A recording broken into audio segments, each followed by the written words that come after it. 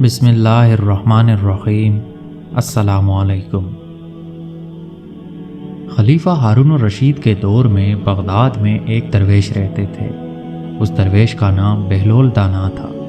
بہلول دانا بیک وقت ایک فلاسفر اور ایک تارک دنیا درویش تھے۔ ان کا نہ کوئی گھر تھا اور نہ کوئی ٹھکانہ۔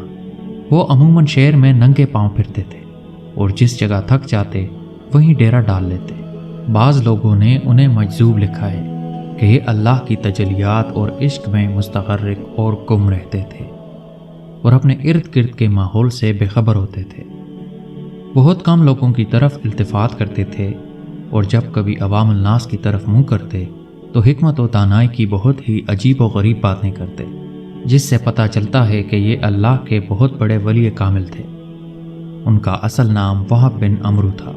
ایک دن بہلول دریا کے کنارے بیٹھے ساحل کی گیلی ریت کو اپنے سامنے جمع کر کے اس کی ڈیریاں بنا رہے تھے اور ملکہ زبیدہ اپنے محل کے جروکے سے بڑے انہماک کے ساتھ ان کو یہ کام کرتے دیکھ رہی تھی۔ وہ مٹی کی ڈیری بناتے اور پھر اپنے ہاتھ سے ہی اس کو مسمار کر دیتے۔ ملکہ جروکے سے اتر کر اپنی سہیلیوں کے ہمراہ دریا کے کنارے آ گئی اور بہلول سے پوچھا کہ کیا کر رہے ہو؟ بہلول نے ادائے بے نیازی سے کہا، جنت کے محل بنا رہا ہوں۔ ملکہ نے سوال کیا کہ اگر کوئی تم سے یہ محل خریدنا چاہے تو کیا تم اس کو فروخت کر دو گے؟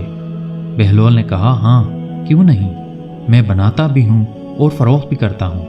تو بتاؤ ایک محل کی قیمت کیا ہے؟ ملکہ کے سوال کرتے ہی بہلول نے بے ساختہ کہا، 3 درہم۔ ملکہ زبیدہ نے اسی وقت اپنی کنیزوں کو حکم دیا کہ بہلول کو 3 درہم ادا کیے جائیں۔ لہٰذا بہلول کو 3 درہم ادا کر دیے گئے۔ ناظرین، یہ تمام واقعہ ملکہ نے اپنے شوہر خلیفہ ہارون الرشید کو بتایا۔ خلیفہ نے اس واقعے کو مذاق میں ٹال دیا۔ رات کو جب ہارون الرشید سوئے تو انہوں نے خواب میں جنت کے مناظر دیکھے۔ آبشاریں، مرغزاریں اور پھل پھول وغیرہ دیکھنے کے علاوہ اونچے اونچے خوبصورت محلات بھی دیکھے۔ ایک سرخ یاقوت کے بنے ہوئے محل پر انہوں نے زبیدہ کا نام لکھا ہوا دیکھا۔ ہارون الرشید نے سوچا کہ میں دیکھوں تو صحیح، کیونکہ یہ میری بیوی کا گھر ہے۔ وہ محل میں داخل ہونے کے لیے جیسے ہی دروازے پر پہنچے تو ایک دربان نے انہیں روک لیا۔ ہارون الرشید کہنے لگے، اس پر تو میری بیوی کا نام لکھا ہوا ہے، اس لیے مجھے اندر جانا ہے۔ دربان نے کہا، نہیں، یہاں کا دستور الگ ہے، جس کا نام ہوتا ہے اسی کو اندر جانے کی اجازت ہوتی ہے، کسی اور کو اجازت نہیں ہوتی، لہٰذا آپ کو اندر داخل ہونے کی اجازت نہیں ہے۔ جب دربان نے ہارون الرشید کو پیچھے ہٹایا تو ان کی آنکھ کھل گئی۔ بیدار ہونے پر فوراً خیال آیا کہ مجھے لگتا ہے کہ بہلول کی دعا زبیدہ کے حق میں اللہ رب العزت کے ہاں قبول ہو گئی ہے۔ وہ ساری رات اسی افسوس میں کروٹیں بدلتے رہے۔ چنانچہ وہ شام کو بہلول کو تلاش کرتے ہوئے ادھر ادھر دیکھ رہے تھے کہ اچانک انہوں نے دیکھا کہ بہلول ایک جگہ بیٹھے اسی طرح مکان بنا رہے ہیں۔ ہارون الرشید نے السلام علیکم کہا۔ بہلول نے جواب دیا، وعلیکم السلام۔ ہارون الرشید نے پوچھا کہ کیا کر رہے ہو؟ بہلول نے کہا، جنت کے محل بنا رہا ہوں۔ ہارون الرشید نے پوچھا، بیچو گے؟ تو بہلول نے کہا، ہاں کیوں نہیں، میں بناتا بھی ہوں اور فروخت بھی کرتا ہوں۔ تو بتاؤ ایک محل کی قیمت کیا ہے؟ بہلول نے بے ساختہ کہا، تیری پوری سلطنت۔ ہارون الرشید نے کہا، اتنی قیمت تو میں نہیں دے سکتا، کل تو آپ 3 درہم کے بدلے دے رہے تھے اور آج پوری سلطنت مانگ رہے ہو۔ بہلول دانا نے کہا، خلیفہ، کل بن دیکھے معاملہ تھا اور آج تم محل دیکھ کر آئے ہو۔ خلیفہ یہ سن کر گھٹنوں کے بل بہلول دانا کے سامنے مایوس ہو کر بیٹھ گئے اور کہا، حضرت آپ مجھ سے میری ساری سلطنت لے لیں اور مجھے ایک محل دے دیں۔ جب بہلول دانا نے خلیفہ کی عاجزی دیکھی تو کہا کہ میں تمہاری اس سلطنت کا کیا کروں گا؟ اس دنیا کی محبت تو بہت سے گناہوں کی جڑ ہے، جاؤ اپنی سلطنت اپنے پاس رکھو۔ اس محل کو بھی میں تمہارے لیے 3 درہم میں فروخت کرتا ہوں۔ ناظرین، آپ میں سے تقریباً ہر کسی نے جنید بغدادی کا نام سنا ہوگا۔ جنید بغدادی اپنے زمانے کے شیخ العارفین اور صوفیاء کے لیے نمونہ تھے اور اپنے وقت کے نامور ولی تھے۔ کہتے ہیں کہ ایک بار حضرت جنید بغدادی سفر کے ارادے سے بغداد سے روانہ ہوئے۔ حضرت شیخ کے کچھ مرید بھی ساتھ تھے۔ شیخ نے مریدوں سے پوچھا، تم لوگوں کو بہلول کا حال معلوم ہے؟ لوگوں نے جواب دیا، جناب وہ تو ایک دیوانہ ہے، آپ اس سے مل کر کیا کریں گے؟ شیخ نے فرمایا ذرا بہلول کو تلاش کرو، مجھے اس سے کام ہے۔ مریدوں نے شیخ کے حکم کی تعمیل اپنے لیے سعادت سمجھی اور تھوڑی جستجو کے بعد ایک صحرا میں بہلول کو ڈھونڈ نکالا اور شیخ کو اپنے ساتھ لے کر وہاں پہنچے۔ شیخ بہلول کے سامنے گئے تو دیکھا کہ بہلول سر کے نیچے اینٹ رکھے ہوئے دراز ہیں۔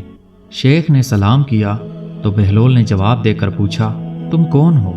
شیخ نے فرمایا، میں ہوں جنید بغدادی۔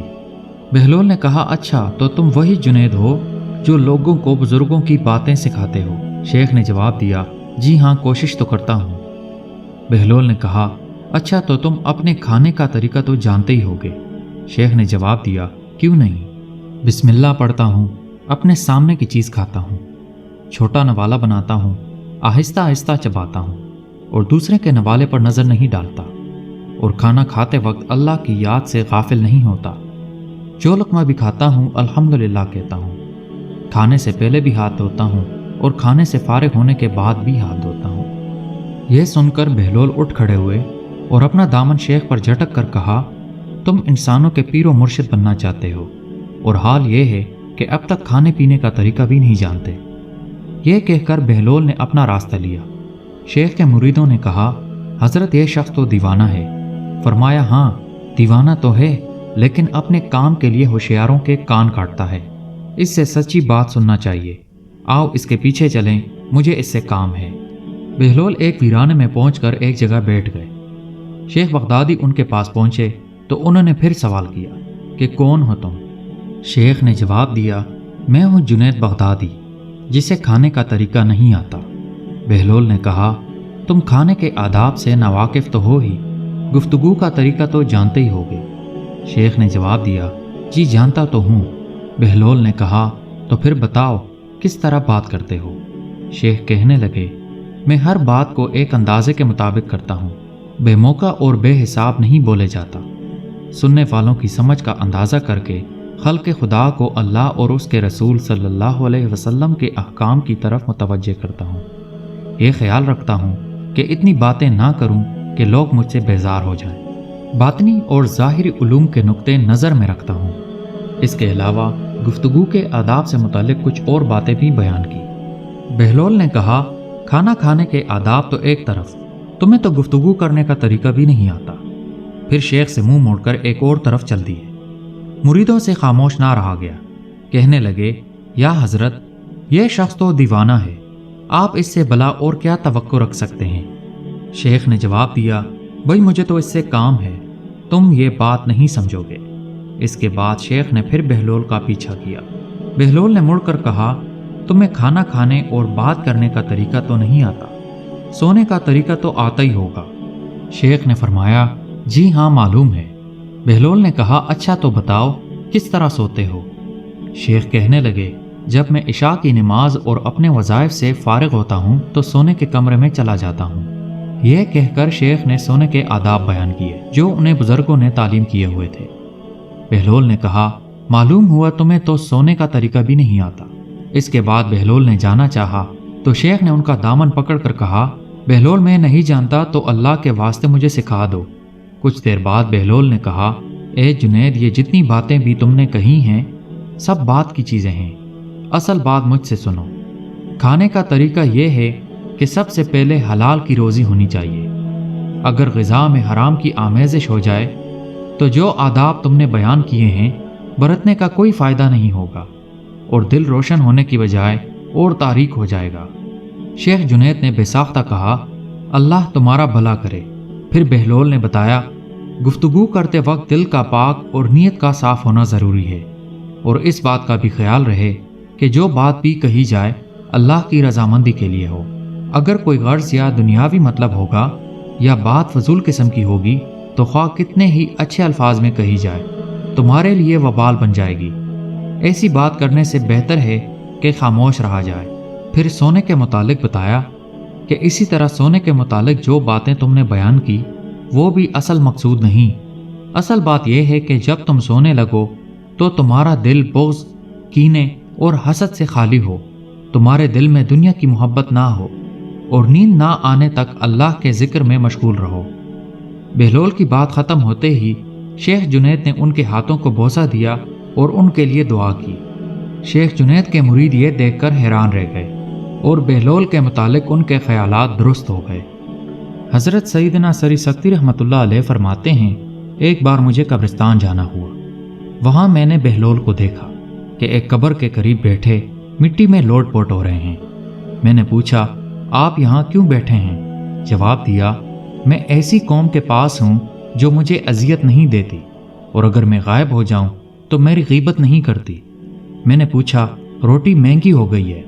تو فرمانے لگے، اللہ کی قسم، اگر ایک دانہ 1 دینار کا بھی ملے مجھے کوئی پرواہ نہیں۔ ہم پر اس کی عبادت فرض ہے جیسا کہ اس نے ہمیں حکم دیا ہے، اور ہمارا رزق اس کے ذمہ ہے جیسا کہ اس نے ہم سے وعدہ کیا ہے۔ ناظرین، ایک دن بہلول بازار میں بیٹھے ہوئے تھے کہ کسی شخص نے اس سے پوچھا، بہلول کیا کر رہے ہو؟ بہلول نے کہا، بندوں کی اللہ سے صلح کروا رہا ہوں۔ اس شخص نے کہا کہ پھر کیا بنا؟ بہلول نے کہا، اللہ تو مان رہا ہے لیکن بندے نہیں مان رہے۔ کچھ عرصہ بعد اسی شخص کا قبرستان کے پاس سے گزر ہوا تو دیکھا بہلول قبرستان میں بیٹھے ہیں۔ اس نے قریب جا کر پوچھا، بہلول کیا کر رہے ہو؟ بہلول نے کہا، بندوں کی اللہ سے صلح کروا رہا ہوں۔ اس شخص نے کہا کہ پھر کیا بنا؟ بہلول نے کہا، بندے تو مان رہے ہیں مگر آج اللہ نہیں مان رہا۔ ناظرین، بہلول کے ان واقعات سے سب سے بڑا سبق یہی ملتا ہے کہ کچھ نہ جاننے پر بھی دل میں یہ جاننا کہ ہم بہت کچھ جانتے ہیں بہت نقصان پہنچانے والی بات ہے۔ اس سے اصلاح اور ترقی کے راستے بند ہو جاتے ہیں اور انسان گمراہی میں پھنسا رہ جاتا ہے۔ اللہ تعالی ہمیں حق اور سچ سننے اور بولنے کی توفیق عطا فرمائے، آمین۔ ویڈیو پسند آنے کی صورت میں اسے لائک کریں، ہمارے چینل کو سبسکرائب کریں، اپنے گرد و نواح اور رشتہ داروں کا خاص خیال رکھیں۔ اللہ تعالی ہم سب کا حامی و ناصر ہو۔ اللہ حافظ۔